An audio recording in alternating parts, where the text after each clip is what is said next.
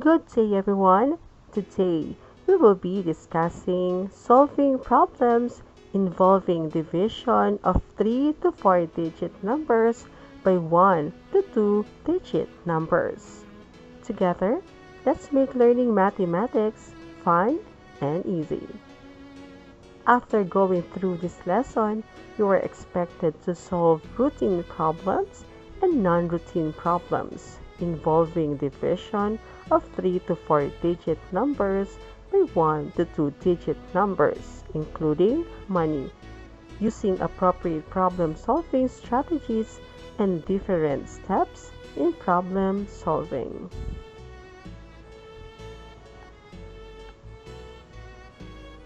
Let's do this. Answer the following.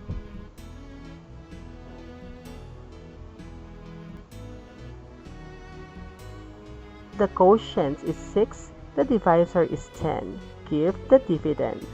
60. How many tens are there in 530? 53. What will be the quotient if 700 is divided by 100? 7.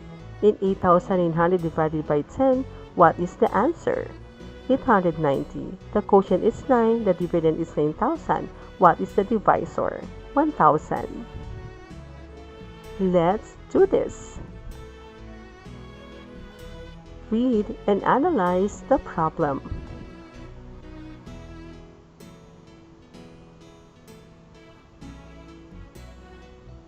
Pepe has 20 dozens of eggs to be placed equally in 5 baskets. How many eggs will be each basket?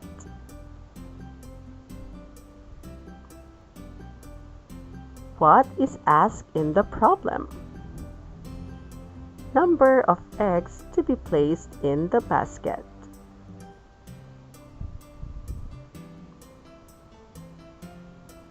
What are given?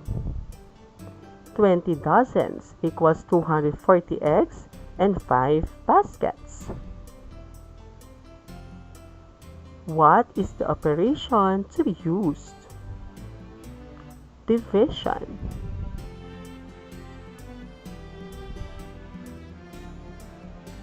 What is the number sentence? 240 divided by 5 equals.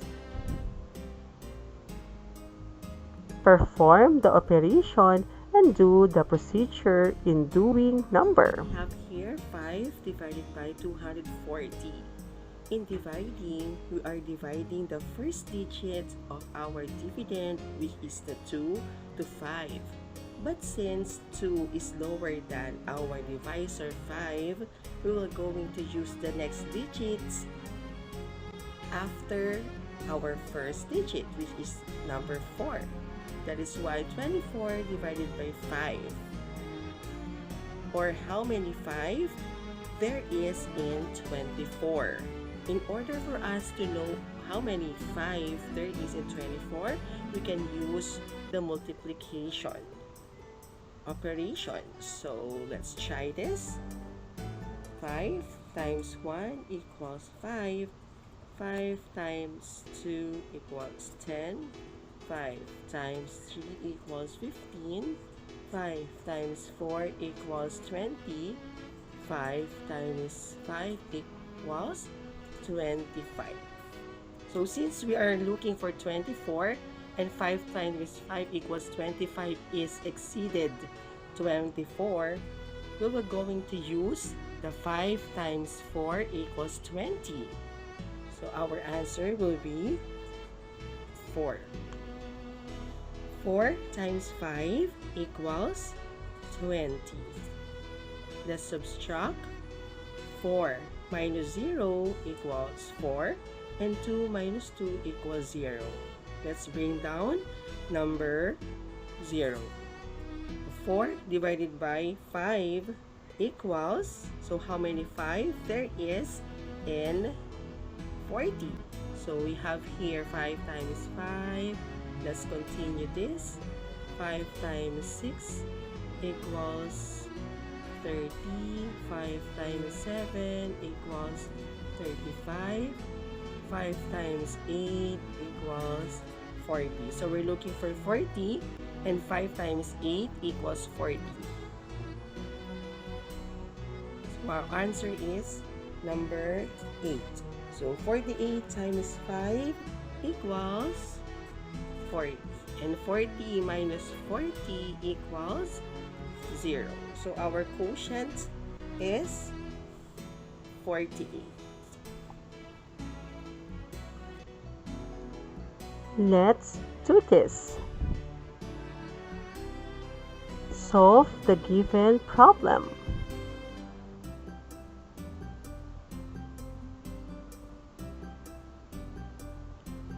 There are 4,000 apples to be placed equally in 25 baskets. How many mangoes will be in each basket? Or apples rather. In division or in dividing, we divide the first number of the dividend. So the first number of the dividend here is 4. But we cannot divide the 25 to 4 because it is higher than the 4. So we're going to use the next digit, which is 40. So how many 25 inside the 40? So 25 divided by 40 is 1. 1 times 25 equals 25. Then we subtract. 0 minus 5, this cannot be. So we're going to value the 4. 4 will be going to 3. And then 0 will be now 10. 10 minus 5 equals 5. And 3 minus 2 equals 1. And then let's bring down the first 0 here. So 150. So 150 divided by 25. So how many 25 inside 150? So we can use the multiplication to determine how many 25 is there in 150. So let's do multiplication. 25 times 1 equals 25. 25 times 2 equals 50. 25 times 3 equals 75. 25 times 4 equals 100. 25 times 5 equals 125. 25 times 5 6 rather equals 150. So 150, we're looking for 150, and 25 times 6 is 150. So our answer here is 6. So 6 times 25 is 150. Then we're going to subtract. So 150 minus 150 is 0. So we still have a remaining 0 here. We're just going to carry over this 0 here. So our quotient is 160.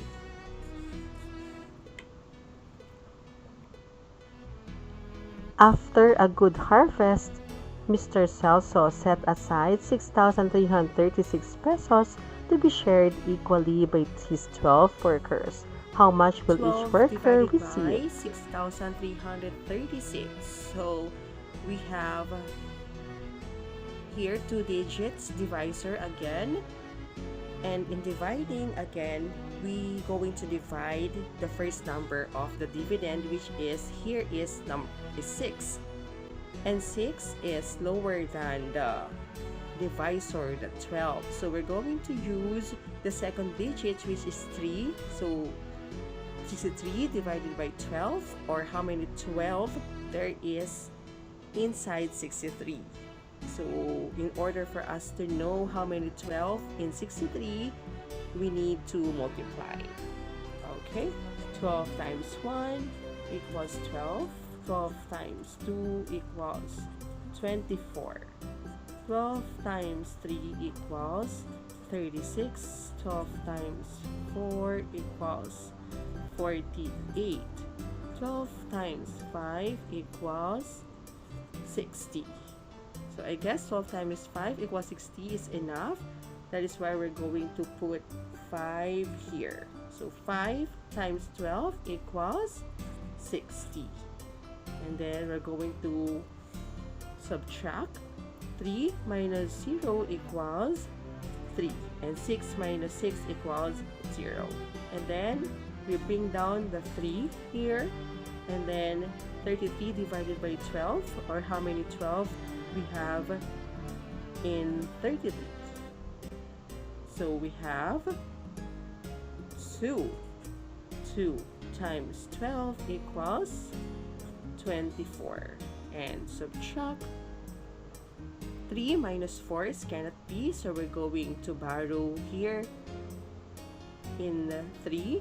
3 will be now 2, and then 3 will be now 13. 13 minus 4 equals 9, and 2 minus 2 equals 0.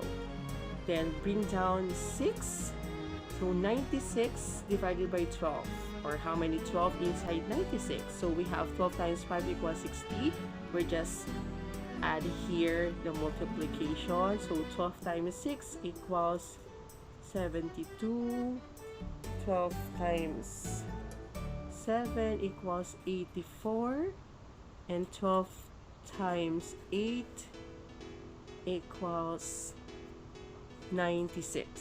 So we have 12 times 8 equals 96. So our answer is 8.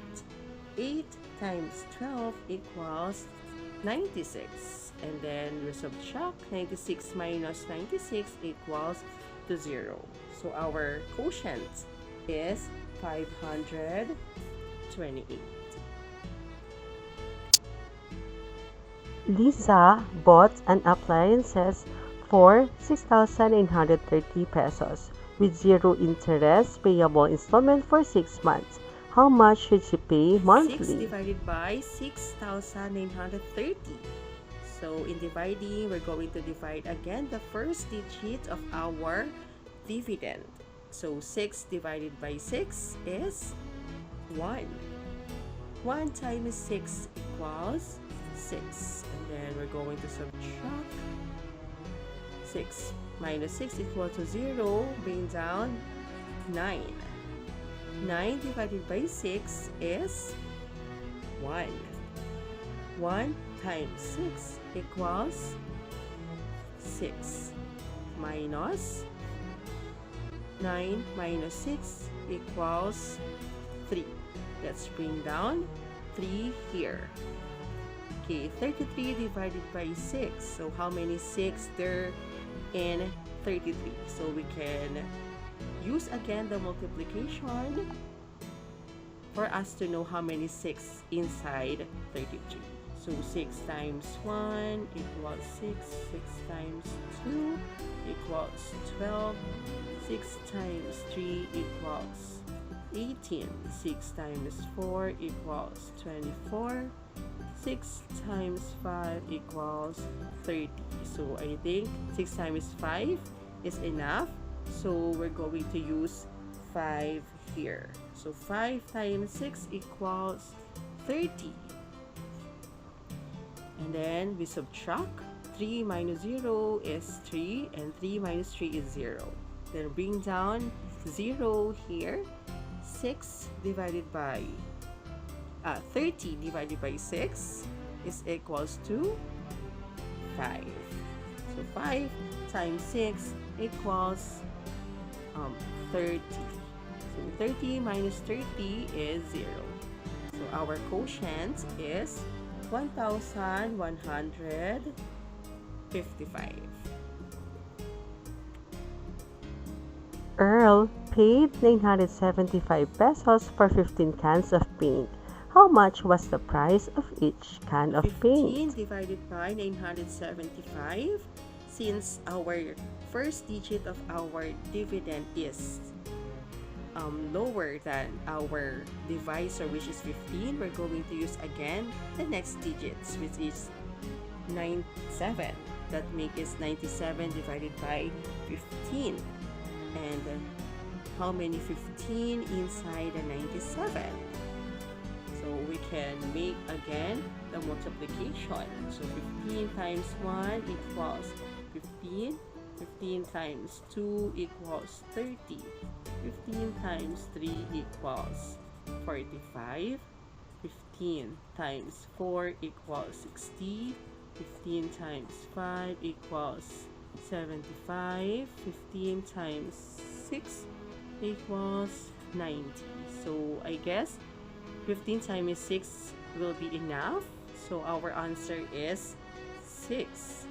6 times 15 will be 90. And then subtract 7 minus 0 equals 7, and 9 minus 9 equals to 0. Bring down 5. 15 divided 75, divided by 15 is equals to here. So we have here 15 times 5 is 75. So our answer here is 5. 5 times 15 equals 75. Okay, and then we subtract 75 minus 75 equals to 0. So our quotient is 65.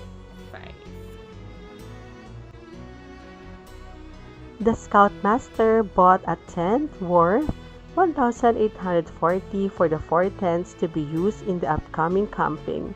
How much is the price of each tent? Divided by 1,840. So same rule applies. We cannot divide the dividend, the first digit of our dividend, to our divisor because it is lower than our divisor. So that is why we're going to divide the 4th into 18. So 4 divided by 18 is 4. 4 times 4 equals 16. Okay, and then we subtract 8 minus 6 equals 2, and 1 minus 1 is 0. Let's bring down 4. 24 divided by 4, or how many 4 there is in 24.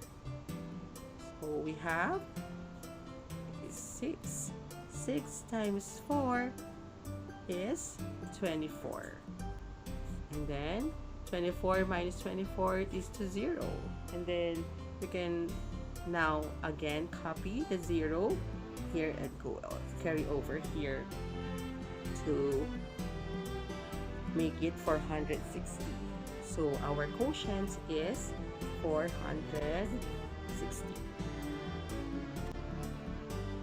Let's do this. Choose the letter of the correct answer.